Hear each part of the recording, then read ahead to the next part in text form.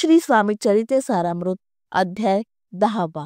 श्री विष्णू बळवंत थोरात विरचित श्री स्वामी चरित्र सारामृत ग्रंथाच्या 10व्या अध्यायाचे मराठी गद्य अनुवाद प्रस्तुत करताना मी सर्वप्रथम या ग्रंथाचे लेखक श्री विष्णू बळवंत थोरात यांना वंदन करते।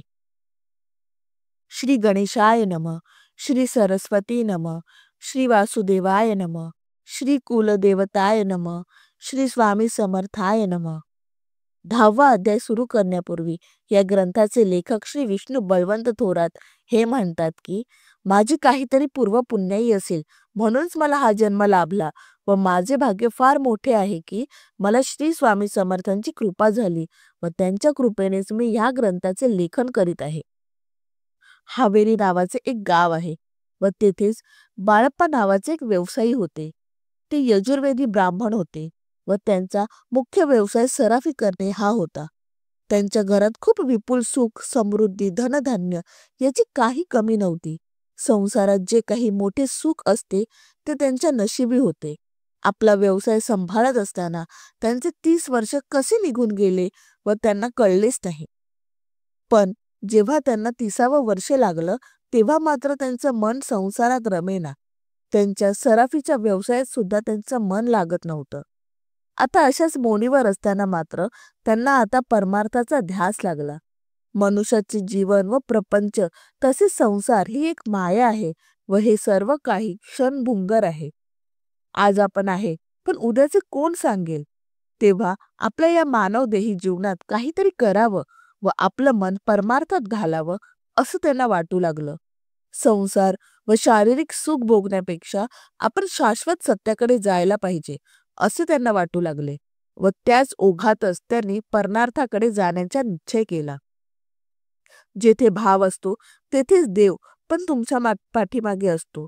त्यांनी आपल्या घरी असे सांगितले की त्यांना सोलापूर येथे काही महत्त्वाचे काम आहे असे सांगून श्री बाळप्पा यांनी आपले घरदार सोडले व आपल्या सद्गुरूंच्या शोधात इकडे तिकडे भटकू लागले। एका रात्री त्यांना स्वप्न पडलं व त्यात त्यांना काही परमार्थिक दृष्टांत घडला व म्हणून त्यांनी आपला प्रवास पुढे वळवला। ते चालत चालत मुरघोड या गावी आले। तेथे त्यांना समजले ह्याच मुरघोड गावात चिदंबर दीक्षित नावाचे महापुरुष होऊन गेले आहेत। चिदंबर दीक्षित या महापुरुषाविषयी या ग्रंथाचे लेखक विष्णुबुवा सांगतात की फार पूर्वी मुरघोड गावात मल्हार दीक्षित नावाचे ब्राह्मण राहत होते। ते वेदशास्त्र व श्रुती यांच्यात प्रवीण होते पण त्यांना संतान नसल्यामुळे ते फार दुःखी व उदास वृत्तीने आपल्या जीवनाचा एक क्षण घालवत होते। आपल्याला संतान प्राप्ती व्हावी म्हणून त्यांनी 12 वर्ष शिवाची आराधना व तपश्चर्या केली व तेव्हा भगवान शंकराने त्यांना सांगितले की तुझ्या पोटी पुत्र योग आहे व तो एक प्रकारे माझाच अंश असेल। तेव्हा त्यांना साम सदाशिवच्या कृपेने एक पुत्र प्राप्ती झाली। पुढे हा लहान बालक सर्व प्रकारच्या वेद विद्येत निपुण झाला।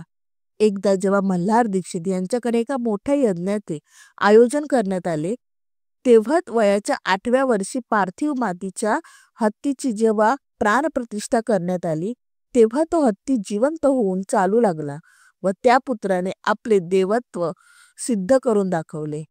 त्याच काळात तेथे श्री रावबाजी पेशवे यांचं राज्य होतं पण ते त्या दीक्षित कुटुंबाला काही ना काही सबबी काढून त्यांना त्रास देत होते। पण पेशव्यांचा अत्याचार जास्त दिवस चालला नाही व मल्हारराव दीक्षितांच्या शापाने पुढे त्यांचं राज्य लयास गेलं। या चिदंबर दीक्षितांच्या यज्ञ समारंभास स्वतः श्री स्वामी समर्थ महाराज उपस्थित होते। यज्ञ समारंभ आटोपल्यावर प्रसाद म्हणून जेवणावळ आयोजित केली होती व त्यात तूप वाढण्याचे कार्य स्वामींनी स्वतः आपल्याकडे घेतले होते। पण ऐनवेळी जेवणावळी तूप संपून गेले तेव्हा स्वामींनी तेथे असलेल्या सर्व कळशांना आपल्या हाताचा जेव्हा स्पर्श केला तेव्हा त्या कळशातील सर्व पाण्याचे तूप झाले। अशाच श्री चिदंबर यांच्या पुण्यभूमीत श्री बाळप्पा यांचे आगमन झाले। श्री स्वामी समर्थ, जय जय स्वामी समर्थ। अशा तऱ्हेने श्री स्वामी चरित्र सारामृत ग्रंथाचा 10वा अध्याय हा येथेच सुफळ संपूर्ण होत आहे।